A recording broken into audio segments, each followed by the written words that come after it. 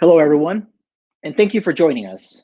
I'm Carlos Granda, Vice President of Customer Success, part of our customer experience organization here at Google Cloud. Customer empathy is at the core of everything we do here at Google Cloud, and it truly starts from the inside out. It starts with building teams that are representative and inclusive, teams that have trust in each other and have earned trust with our customers.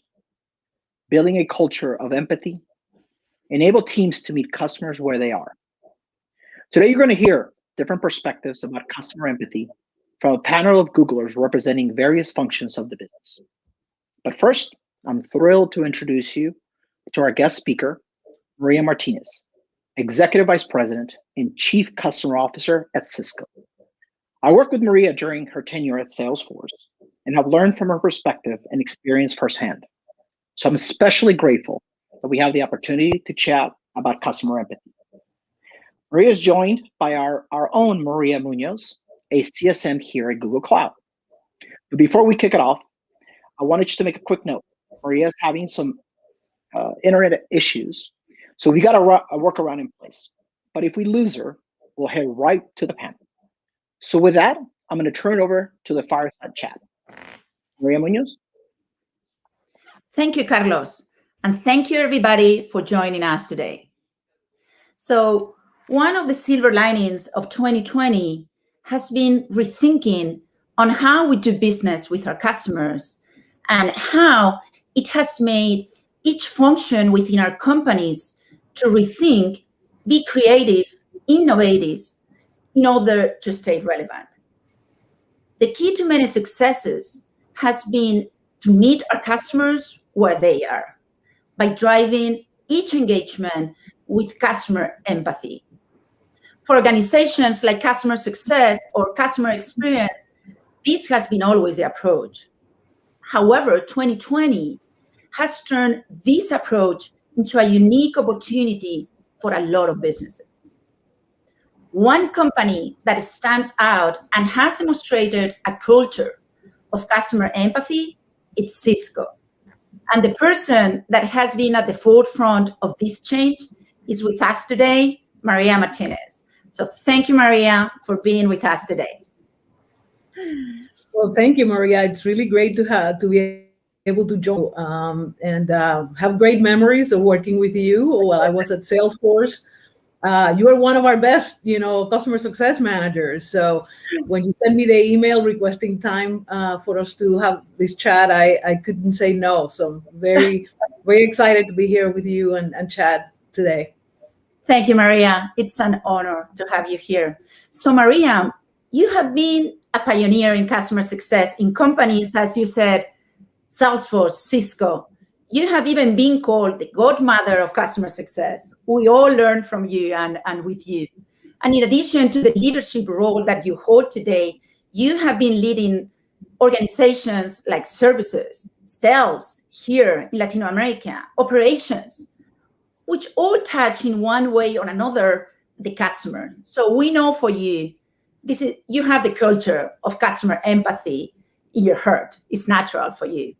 But Maria, this 2020 has made customer experience evolve and adapt. So please tell us how customer experience in Cisco has moved and adapt to the new normal and how other Cisco business units have made the shift to a more empathetic culture to meet these new needs. Well, Maria, it's certainly not new that customer experience, focus on the customer, being obsessed about the customer is a secret to the best companies in the world's success. And you are one of them, right? If you think about, every time that I use one of your products or just do a Google search, I can tell that you're paying attention to the customer every minute because it's better and better, every time. You're learning, which is a big part of this. You're learning about the customers and you're obsessed about making sure that they have the best experience possible. So I've been lucky to be in this space now for more than 10 years, really thinking hard about customer success and the evolution of this function.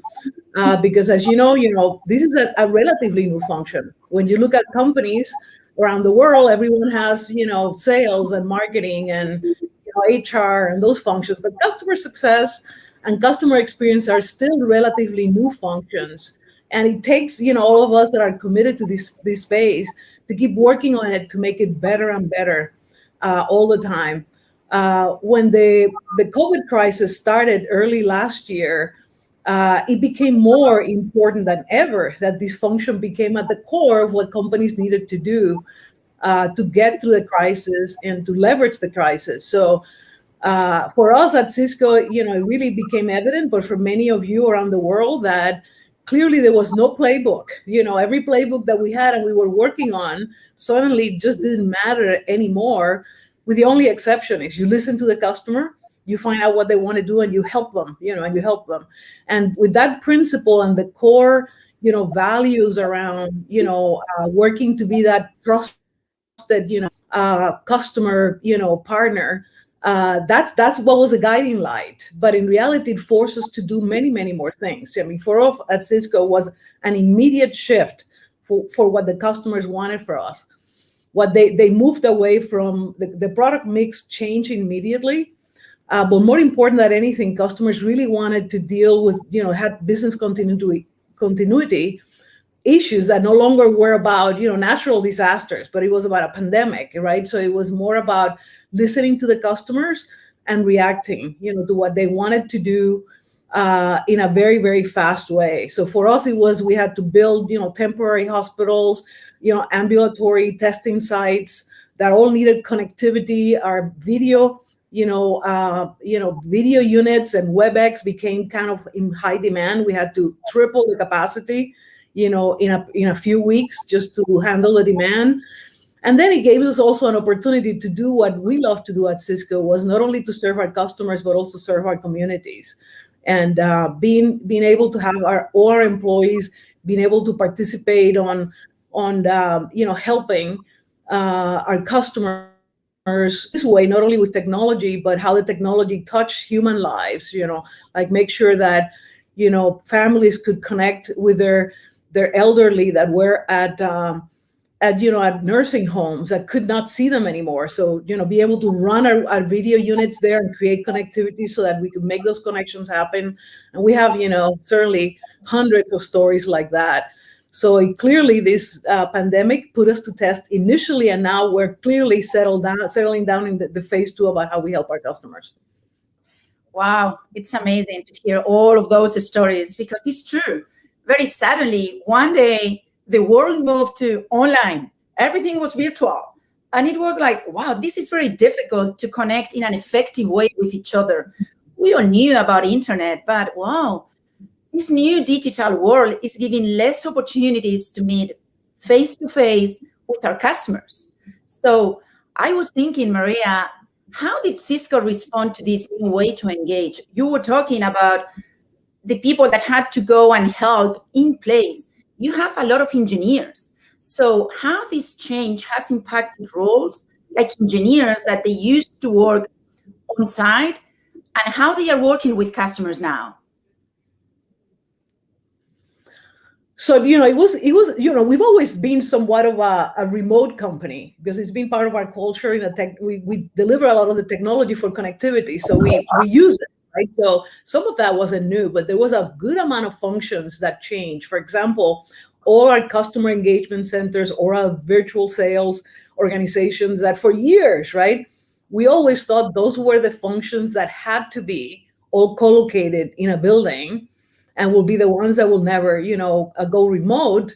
Those were the ones that we had to, over less than a week, we had to move those entire functions, to remote work. That was fascinating. I remember that we moved the second day, we moved 10% just to check, and then started gradually moving. And in less than a week, we had everyone working remotely from home. We never thought, we could do that. And we never thought that those functions were possible.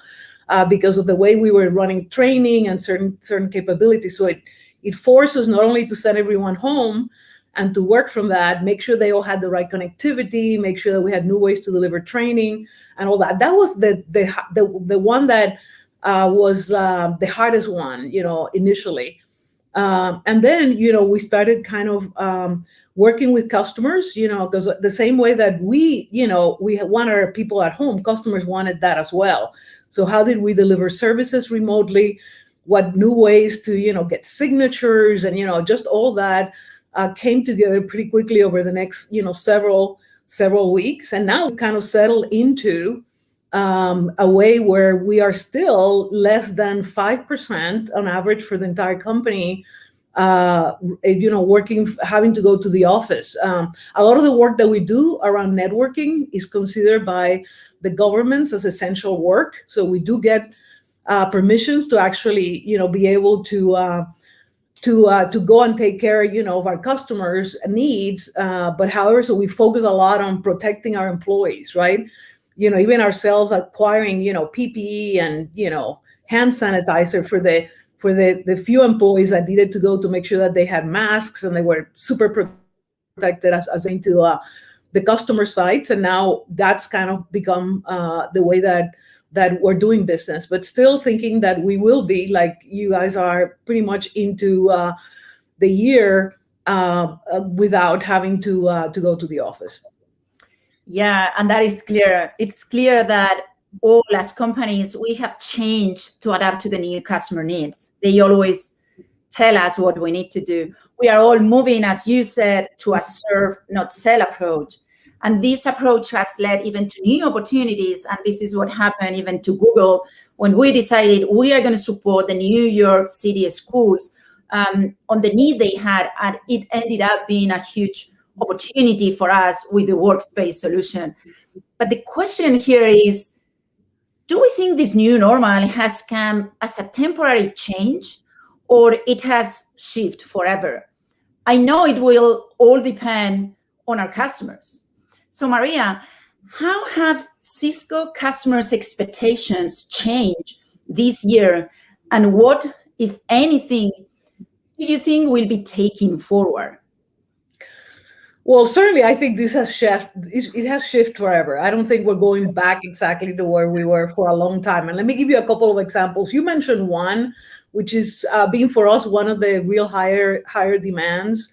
Remote learning is one of them, which started in Europe in particular, because Europe was the one that was first hit in a big way for this. So, hybrid classrooms that we had to help our customers build, and a lot of facilities around how the education system was going to shift. That's still in progress, a lot of that in the US, but that's going to continue one that we're there. The one probably where we saw the biggest change that I think would be with us for a long time was actually in healthcare with telemedicine, where we saw that we provide a lot of the technology for telemedicine, have provided it for years.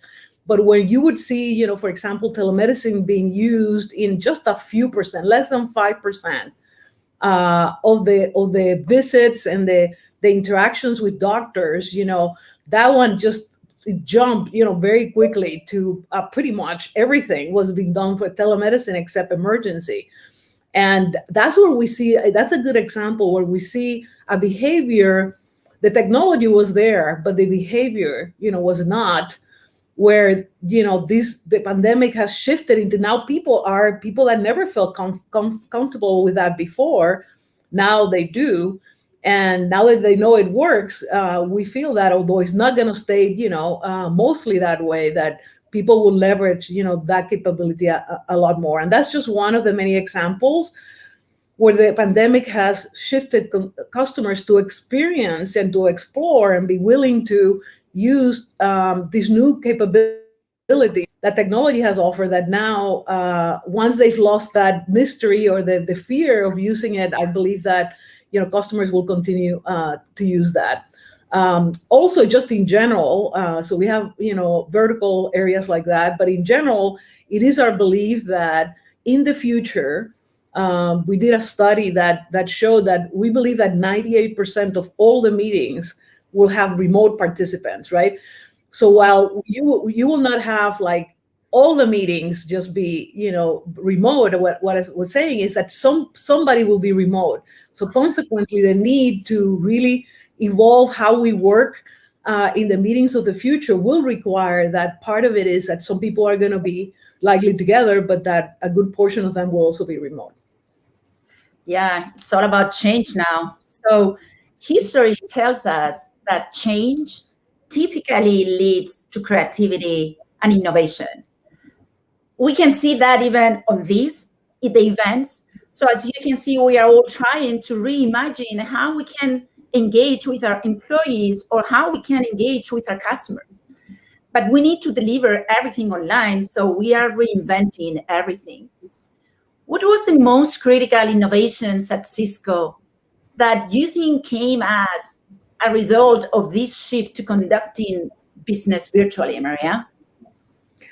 Well, so I think that, like, I talked a little bit about a few of those areas already, right? The products that became important for us were the ones that were not necessarily the big sellers before, but now they became the ones. So our ability to actually, for example, put together different technologies to be able to deliver solutions, like how do you take our networking technology with our video technology, with our security, the data and all that, and just being able to, create bundles that allow for us to just put together like temporary hospitals in a record time. So a lot of innovation about bringing the core technologies together.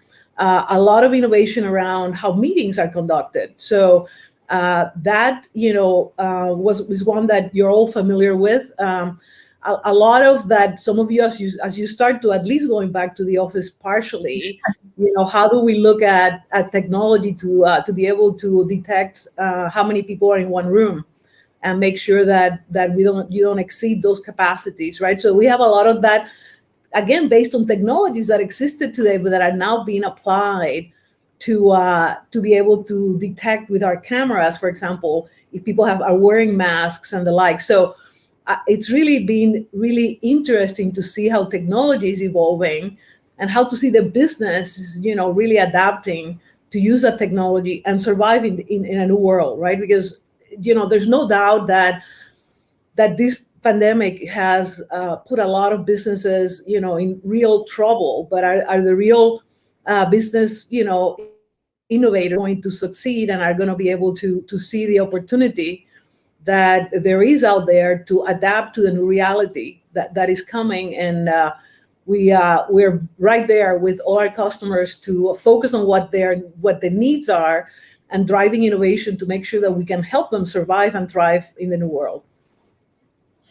Yeah, it's all innovation. And I think we are really in a very privileged seat, being able to have all the technology in those companies. Not everybody is at the same place. And it's amazing to see how our companies are trying to make good and help all those people. So Maria, one final question. Now we need to think about the future. It's always about the future. How do you envision the future of customer success, customer experience as well, all in general, now having all the business areas in our companies adopting really this customer empathy culture? How do you envision a future, Maria? So, clearly, by the way, I have to, the way you started the question is us being grateful. It's got to be something that it's top of mind for me, right? We're lucky to work for great companies that have, amazing capabilities that are going to help us, with the future, of the world. And the world has changed and has changed forever. So our function now, the area of customer success, customer experience, is more important than ever. It was important before, but now it's become evident that adapting, to the customer, to you use the word empathy, which I think it's a great, word to describe what many times I call it, I like to call it obsession, although some people don't like that word, primarily because, it really is about this constant focus on trying to understand where the customers are, what are their needs, what are their priorities. It's important that we focus on that, because a lot of people think about customer success as, they just work on adoption. And many customers think that when we focus only on adoption, that what we're trying to do is do something for our company, not for them, right? So I think really thinking about this as customer empathy, I think it's a great way to think about it, because we put ourselves in our customers' shoes, right? We try to understand what they're dealing with, and then we adapt and try to bring the best that we as human beings can bring, and as companies, right? Because that's where the innovation and the creativity comes. Because then you get creative and you say, if I understand my customer really well, I'm now going to think about, what are all the things, that Google or Cisco can bring to make that customer, value, to help them with their outcomes, and make sure that they see relevance on us just beyond our products. So I think it's a great future for everyone that is in this field. So all of you that are there, I think you've chosen, clearly the right career, and I think more and more this function will be the secret sauce for every company's success. Thank you, Maria. Thank you very much. We could stay here listening to you for hours. It's great to have you here. Thank you for joining us. It has been an honor, and hope to see you soon, face to face. Yeah, thank you so much for having me. Yeah, bye-bye.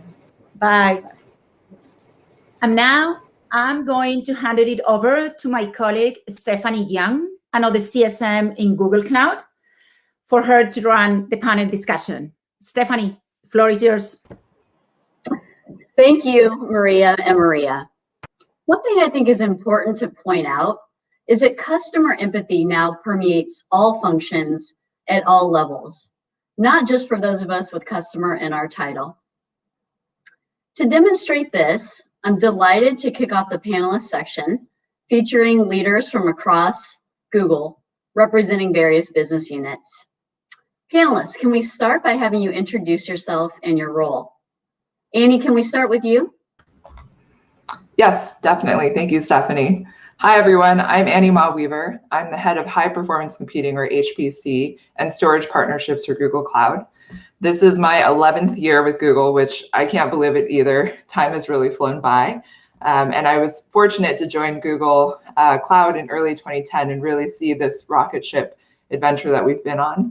A question that I get from many people is, what is high performance computing? And so I just wanted to take a quick 30 seconds to tell you what it is. So HPC is all about running a lot of calculations with a lot of data at high speed. So it's for computational intensive applications, which a lot of people think of as computer-aided engineering, computer-aided design. But I want you to know that HPC is relevant to your everyday life as well. So for example, yes, HPC is used for semiconductor processing units for the chips that are created by Intel, AMD, NVIDIA, and others. But did you know that HPC is also used when, for example, Pringles, for those of us in the US, who are not from the US rather, is a snack food, a chip that is in a can. And when you open it, it makes a very satisfying pop and the chips come out. So to figure out how to get those chips to nestle into each other and to fit into the tube, and also to maintain the optimal level of hydration so that they don't get too wet or too dry and they maintain a crisp and freshness on the shelf, that is definitely an HPC problem. So I like to say that high performance computing is about chip design to chip design. So different types of chips, but it's still there in the background. And I'm so happy today to be on the panel to talk to you about customer empathy and how it really permeates all of the problem solving and work that we do at Google. Great, thank you so much, Annie. Ben, let's now go to you to introduce yourself. Wonderful, thanks very much. Good morning, everybody. My name's Ben McCormack. I'm a technical director over in the office of the CTO at Google Cloud. Quick introduction to me, I've been in technology my whole career, with much of that time spent in customer-facing or supporting roles. And I've now been at Google for about 2 years. I did spend some of my time earlier in my career leading crisis management for very frustrated and disappointed customers, which I'd probably say has been the most stressful and rewarding thing I've done in my career so far. And I'd say I certainly learned a lot about trust in this role, how easily it is to lose trust and how hard it is to rebuild it, especially with customers. So what does the Office of the CTO do? Simply, we are around 40 senior technologists globally who cover the whole surface area of technology. So you've got everything from data centers all the way to the latest advances in artificial intelligence or machine learning. And what we do, so we partner with customers who want to do what I would call the never been done before. So we're looking in the area of application of nascent technologies into a new problem space.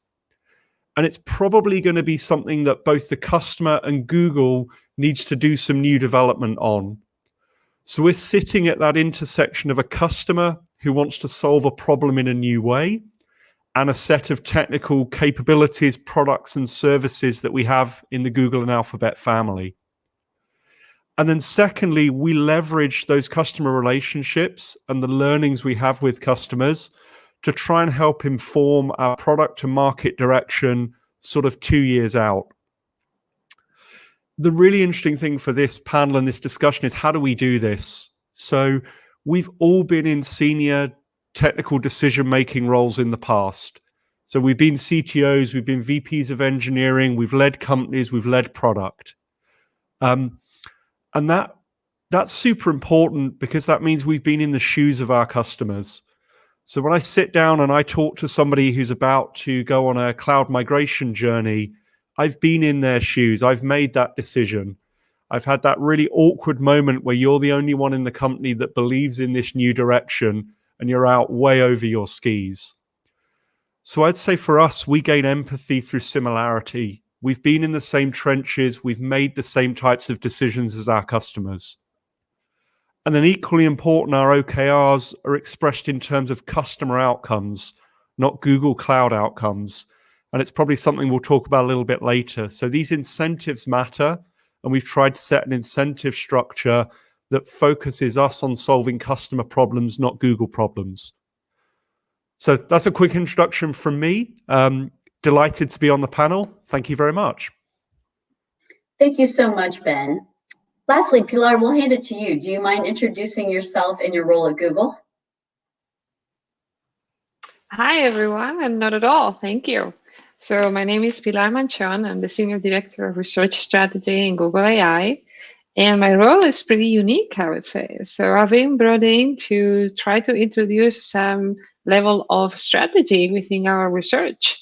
The way most researchers describe Google research is like 1,000 flowers blooming. And it makes you wonder whether we could seed with a purpose and then maybe get some particular bunches ready when we need them.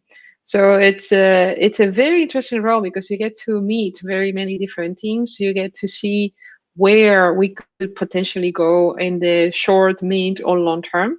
But also it's very interesting from the point of view that you get a very interesting mixture of different characters. You get a lot of research scientists, obviously in research, you get a lot of engineers, and you get different types of research scientists as well that are focusing in very, very different points of view and perspectives about the things that we could potentially do. And a lot of people coming from academia as well that are not so focused on corporate kind of problems. So it's a very rich environment with a lot of potential, with extremely smart people. And those people are kind of both my peers, my customers, and a little bit of everything. I've been with Google for 14 months right now, and it's been an incredible learning opportunity. So I'm extremely happy to be part of this panel today. Thank you. Great. Thank you so much, panelists, for introducing yourselves and your roles. My first question is to Pilar. What does customer mean to you? Well, that's very interesting in my role, right? Because like I said, I work for research. And I work in conversational AI. So my first thought is to my users, to the users that are going to be using whatever technologies and services come out of our research. So that is our customer, right? Thinking about the user and having a very user-centric approach to everything that we do. But then I work in a research organization that works for the other product areas within Google. So my customers are the product areas and what they want to do, what their priorities are, what their perspectives is, what the markets that they are addressing are. And sometimes those perspectives are fully aligned with what we observe the users might want or might need, and sometimes not necessarily. Corporations might have different perspectives or different needs or different requirements. And while from the research perspective, sometimes we might want to do something at a higher level, for instance, in order to achieve a higher level of quality before we launch, the reality of the corporation is that we have to launch at a certain cadence, and that needs to be out. So you need to find that compromise or that trade-off between what you can deliver within a certain time frame versus what you want to deliver. As a researcher is always pushing for excellence and quality, and are always worried about how this is going to be handled by the user. So it's a conundrum in a way. It's like a Sudoku, but it's a very interesting position to be in because it gives you the perspective of the business in itself and what the business needs are being in a corporation versus the needs of the customers. And it opens an opportunity for you to even share those insights with the product areas that sometimes they don't really have an opportunity to gather, because the way they are looking at the users is more like customers, where we have an opportunity to look at them like users, not necessarily customers. So the definitions of these terms is actually an interesting aspect to analyze. But yes, thank you. Great, thank you, Pilar. I certainly don't envy the complexity of the environment you're working in.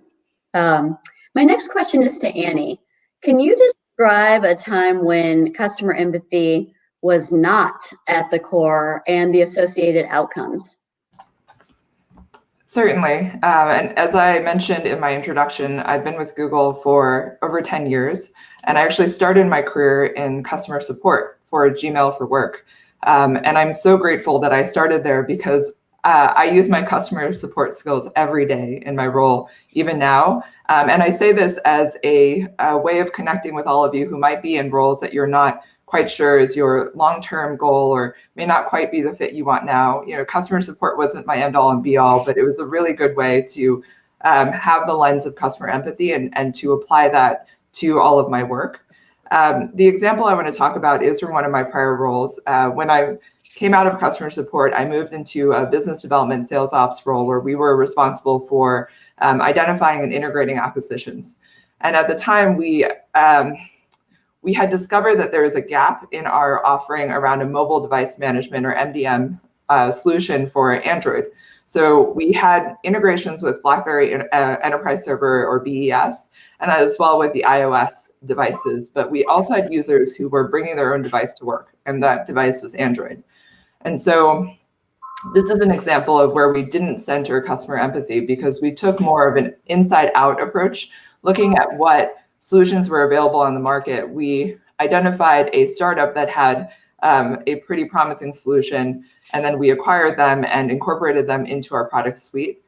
The issue was that the solution was already pretty fully baked, and it was rigid in a way that we discovered our customers did not want. But the good news is it was actually, although the product that we bought and incorporated wasn't the one that our users wanted to adopt, it actually was a really good wake-up call for us to pivot to be more customer empathetic. And so the Android for Work team is still around, and they have since moved over the intervening years, as this was about 5-6 years ago that we acquired this company. They have moved to interviewing customers and users about their specific needs. And what we discovered about the Android ecosystem in particular was that people who choose Android and the administrators of the teams that are choosing Android are drawn to it because of its open ecosystem, its open source roots. And so a lot of the feature set that they want is around APIs and the ability to customize the MDM strategy they choose for their org. And so in a dialogue with our customers, we were able to pivot and build an MDM for Android for Work that actually met our customers' needs. And as a result, we saw a steep increase in user adoption over time. And so this is a good example of where we were trying to take the long, short way by buying a solution that was ready-made and giving it to our customers. But then we had to really take the short, long way of getting to know our users and their needs before we could give them and work with them to co-develop a solution that really met their needs. Excellent, thank you, Annie. It's a great situation where you might have amazing technology, but if you're not really deeply rooted in what the customer needs or how they plan to use it, you could yield a miss. So thank you so much for that story. My last question is for Ben. What was the hardest part of 2020? It's a great question, Stephanie. So for me, there are two interconnected issues, and they probably both relate to the fact that we're all humans. It may seem like a simple point, but it's super important. And what we're talking about is making a connection, showing empathy, and building trust. And all of these, for me anyway, were radically different in 2020. And many of our old methods were just not possible. So when I think about making a human connection, it doesn't come via scheduled meetings with agendas over a conference call or a video conference. And that's all we had last year. We've been lacking a fluidity in how we engage, especially with new relationships. I personally think it seems so much harder to make a connection and ask about somebody's family, let's say, if you've never met them face to face. And what we would do before, we would have those casual water cooler conversations. They allowed us to connect as humans. They allowed us to ask the question that wasn't on the agenda. They allowed us to ask the unofficial question, ask somebody how did they really think the project was going, not just what's been presented on the slide. And that unofficial, casual water cooler conversation was probably and is maybe way more important than we ever thought. It allowed us to connect as humans. It allowed us to understand and process what was really going on versus the very formal, rigid, agenda-based meetings. And then secondly, building trust. So again, trust is an emotion. It's not just a process. And I think we say building trust for a reason. It's something that takes time and it builds up step by step. And part of it is a process. It grows as and when we deliver or exceed expectations. But I think it's really important to remember that trust is also a human thing. It's connected to feelings. It's connected to your perception of a person. And all of those were radically different. So I was looking at this. There was a UCLA study that showed our gestures count for a whopping 55% of the impact we have on an audience, while your tone of voice makes up about 38%, and the words, a measly 7%. So that non-verbal part of your presentation accounts for 93% of its impact. And all of that, I think, got broken this year or last year due to COVID. Everything's now presented in a 2D video conference world. Can I really express different tone of my voice through a microphone and a video screen? Can you see my gestures? Probably not. So what did this all mean? So I got to engage with a new customer starting March 2020. And I was thinking back, it would usually take me maybe around a month to make a connection. And that would be facilitated by these face-to-face meetings and human connection, water cooler conversations. And as I say, it would take about a month to get to the point where maybe I could ask a new customer, a new partner for an off-the-record chat. You know, maybe I've noticed that our teams are not heading in exactly the right direction. Maybe we've done something wrong. Maybe the customer hasn't engaged in the right way. And that's something you just want to have a chat to somebody about. And as I say, that would usually take, in my experience, about a month to get to that point where you could start to have a more difficult or a harder conversation with somebody that you've only just met. And looking back on 2020, to get to that same point, to get to that point where I feel we've really made a connection and we can ask the awkward or the difficult conversation with each other, probably took about 3 to 4 months. So what I'm seeing is it's taking, certainly myself, 3 to 4 times longer to make that connection than it did before.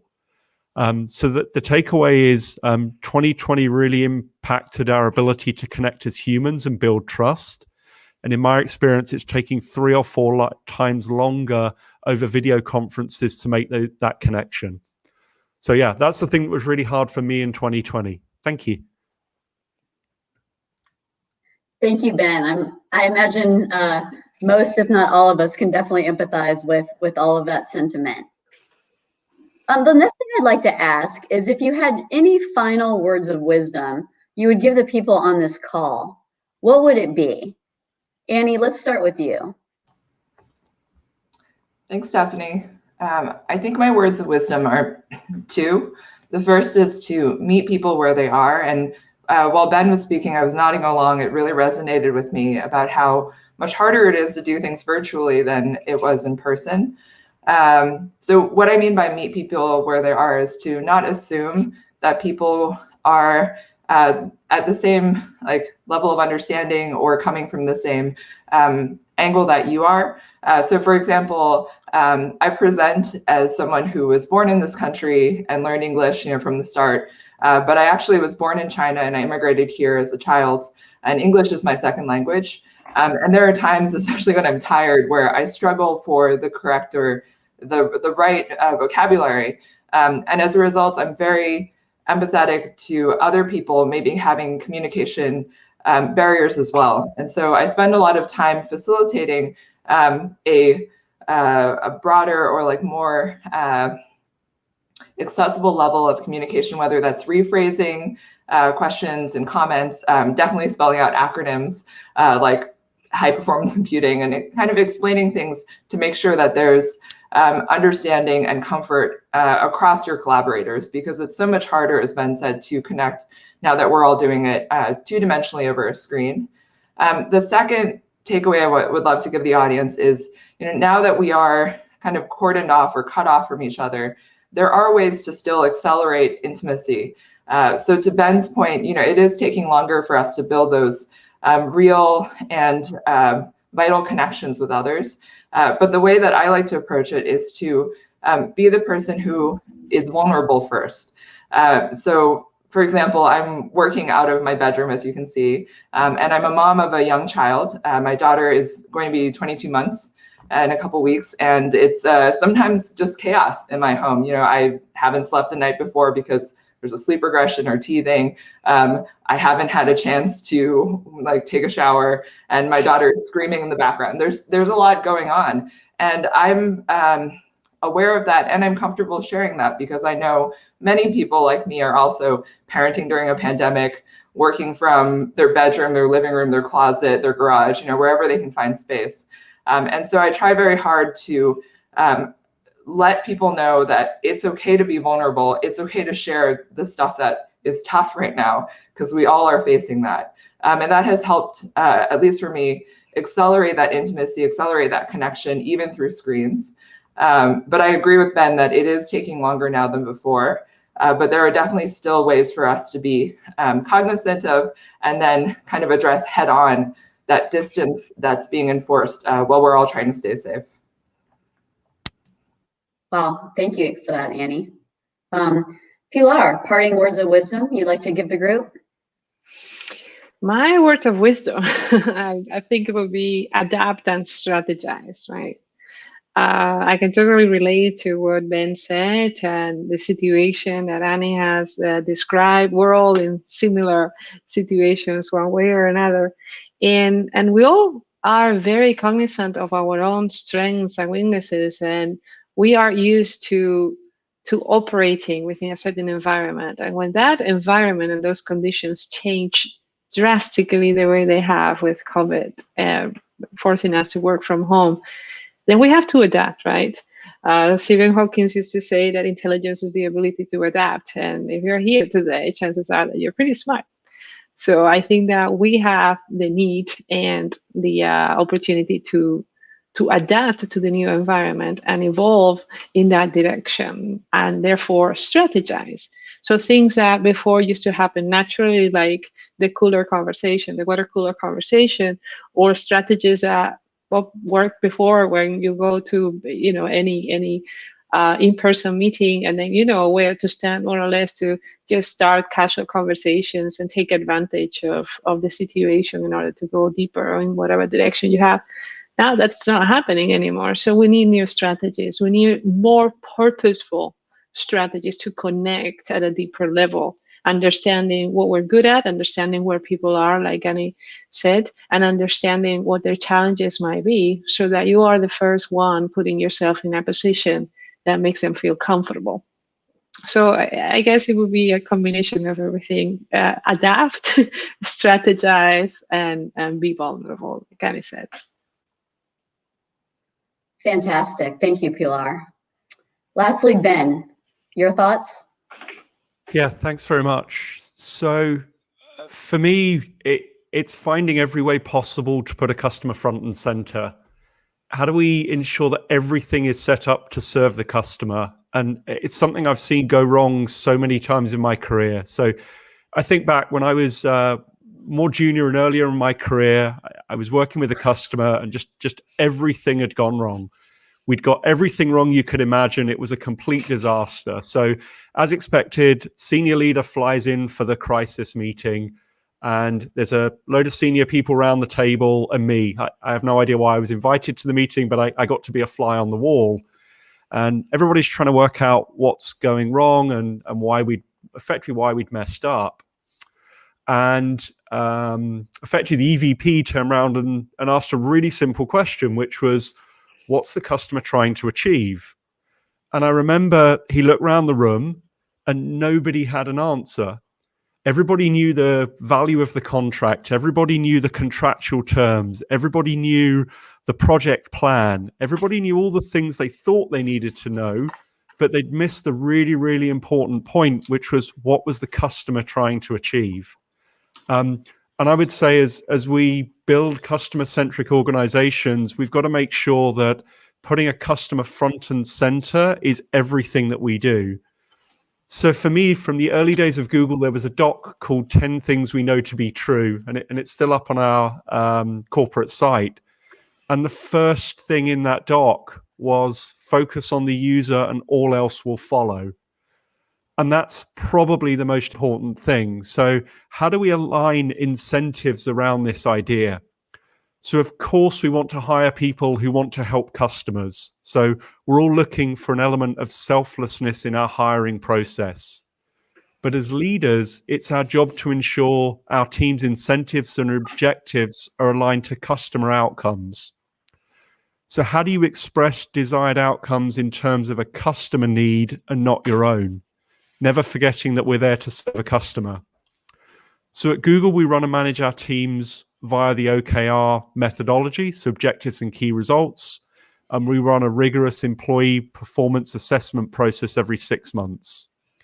So within my team, and I think this is something that makes a difference, the largest objective I have is to materially advance a customer's stated objective.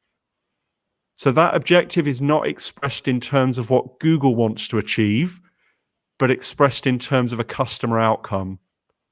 So I'm going to be judged, my salary, my bonus, all of those things are going to be judged on my ability to deliver against what a customer thinks is important. So I'm not targeted on some product growth objective. I'm not targeted on some financial objectives for Google. I'm judged on, did I help a customer achieve what they wanted to achieve, not what I wanted to achieve, what my business unit wanted to achieve, what Google wanted to achieve. So you could argue this is really simple. Does it really matter? But I would argue it's second only to hiring people that are selfless. And I'll leave you with just one following thought, again, from the doc on some of the early days at Google. Whether we're designing for a new internet browser or a tweak to the look of the homepage, we take great care to ensure that they will ultimately serve you rather than our own internal goal or bottom line. So as you're all building teams, work out how to put the customer at the center of everything your team's doing, and how do you reward your employees for serving customers rather than your own company needs. And hopefully they're my parting words of wisdom. Thank you. Wow, fantastic. Thank you to all the panelists. Really appreciate you taking your time and willingness to share your thought leadership around this topic of customer empathy. To the audience, we know everyone is exceptionally busy and want to thank you for attending our event today. Hopefully you found it to be valuable. To that end, I want to draw your attention to a survey you should be seeing on your screen. We'd really appreciate it if you would spend 30 seconds or so filling that out. To wrap our event, I'm going to leave you with 3 key takeaways. 2020 has created new opportunities to evolve the way we engage. All functions should now have customer empathy at the core. Be creative. Innovation is often born during unprecedented times. Number 2, keep building relationships. People need to connect, even if how we do it has evolved. Lastly, make sure you have an executable strategy based on what's important to your customer, whoever that is. On behalf of the women at Customer Success, keep shining and have a great rest of the day.